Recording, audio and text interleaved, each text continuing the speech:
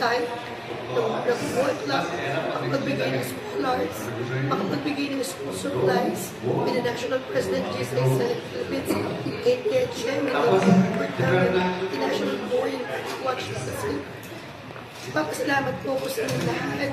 Very supportive nyo. At ito pong concert dito ay magkakaroon kami ng jingle contest ng jingle sa Pilipinas. Yung pinakamagandang jingle ng Project Watch with the part of the chair, TILG, president, and private school and colleges. Ito talaga yung pangarap ko. Yung mission, advocacies, and legacies.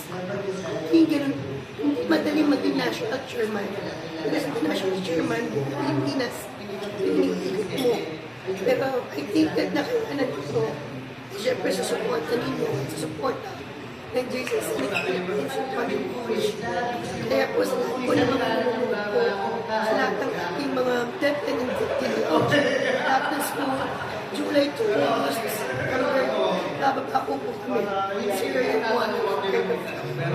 maraming salamat sa support. Time to Watch, Project Watch, we advocate, time for justice and honesty. Thank you to all the sponsors. Thank you to all the artists, especially Tita Imelda.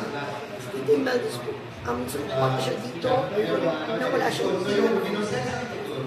So, listen na, I love her so much.